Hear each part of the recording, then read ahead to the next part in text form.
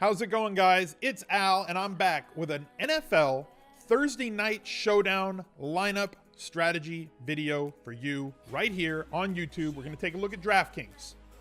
And we're going to see what the Thursday night football game looks like. It's a one game. They've got plenty of tournaments. Head-to-head action has been outstanding on all of these single game showdown slates. It's a nice change of pace. It's a way to watch the game for me where I don't have as much action on that slate as I do on a Sunday full slate, but I can still get some enjoyment and get some head-to-head action in these games, as well as taking a shot at some bigger tournaments where you can get a higher return on your investment. So thank you guys for finding the channel. If you're new, please click that subscribe button. Make sure you ring the notifications bell. I post a whole lot of different videos giving you strategy tips, bankroll advice, everything else on DraftKings.com. So if you would love to be back, and I would love to have you back, click subscribe, ring that bell, and drop me a like on this video and let me know what you think down in the comments section down below.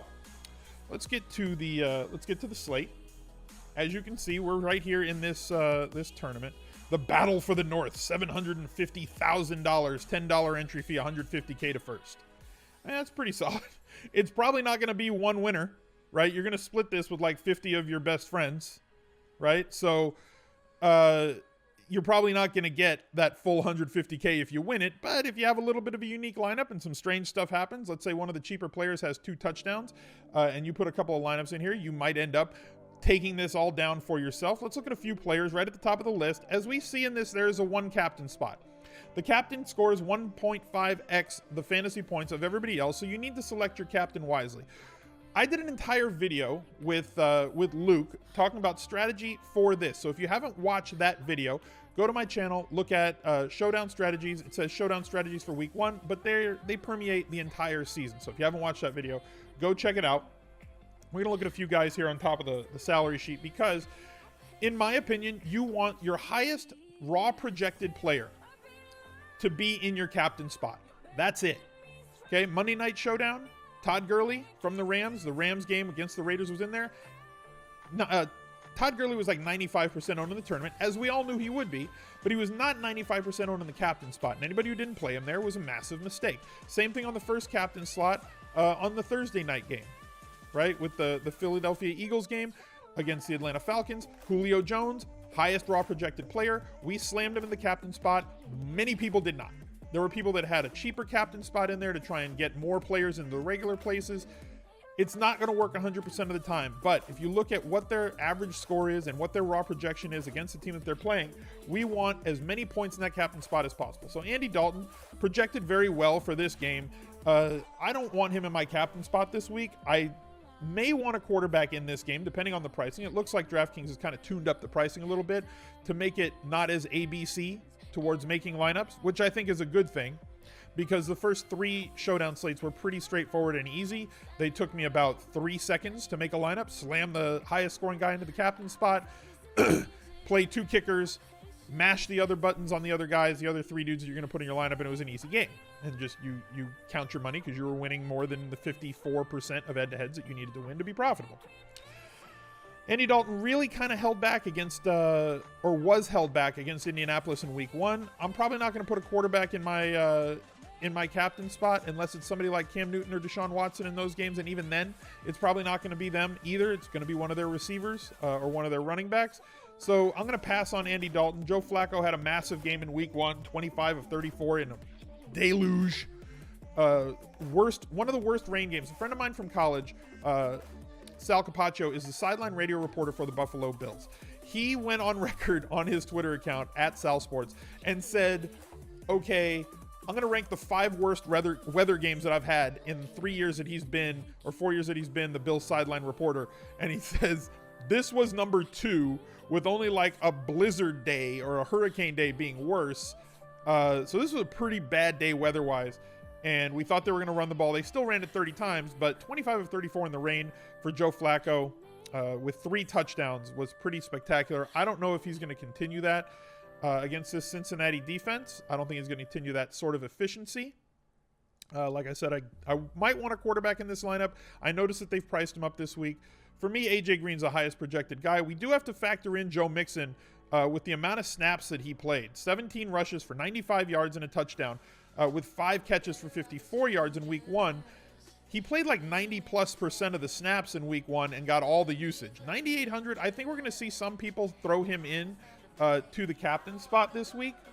I don't think it's a terrible play if you need to save money. I think it's more of a tournament play than a cash game play. My cash game guy that I want to slam into, and we'll take a look at Joe Mixon captain's lineups and see if we need that extra money, that extra 900.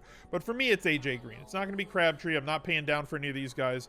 Love that Jackson's 7,000 on this slate. He did get a few snaps, but nothing major. So AJ Green's going to be my captain. Moving on to the flex spots. First thing that we said that you're going to want to do and then work from there when building these lineups is just slam in the 2 kickers, right? So bink, right? So you got 2 kickers, you got 3 spots left and 8,800 for those spots. You want to go with one of the quarterbacks, fine. We can look at Joe Flacco. That leaves us with 7,900. I really want to have Joe Mixon. That's 9,800, leaving me with 6,000. Tyler Eifert, 6K. John Ross played a ton of snaps in week 1. He was out there for like 85% of the snaps, but really did not get any usage. Yeah, they're not going to show that in there yet. Targeted twice. He was on the field for 36 snaps, targeted twice. I mean, he's a boomer bust guy completely to me. You know, he's the dude that is either going to catch a 50, 60-yard touchdown or he's going to completely bust. You know, that's essentially what he is right now. So not somebody that I really want into a cash game lineup. Buck Allen got a ton of usage. We also have an injury in this backfield for the Ravens, right? Kenneth Dixon didn't practice Monday. He's got a knee injury, limping off the field. He did play the entire 4th quarter in mop-up duty in the first game against the Bills, had 13 carries in garbage time. Alex Collins, probably the early down guy. Buck Allen shows that he's going to be effective, and DraftKings being full PPR is something that we need to consider. If you have the need for Snead, 6 targets in week 1, 49 yards and a touchdown, and looked really good in this Buffalo offense. They've utilized their tight ends as well, and they're super cheap. We can take a look at a lineup with them as well. I think you're filling in your lineup this way. I think this is going to be, the majority of people are going to have a lineup that looks like this. If we don't want to have a quarterback, right? I think that's going to be the first 5 in most people's lineups, at least from an initial build, and this being a first look. I think that's going to be the initial build, and you're going to see whether it's going to be Eifert or Ross or Snead or Allen is going to be the variance for these plays here. I think that Allen's probably your best volume play, Snead a pretty solid with upside play, and Tyler Eifert if you're only looking for touchdowns to me in that order. If you want to get Flacco out and you want to go with somebody like Crabtree, that gives you 8,200 to work with, but there's nobody in that range, which is kind of the problem, right? There's a big salary jump and gap here from 8,400 to 7,400.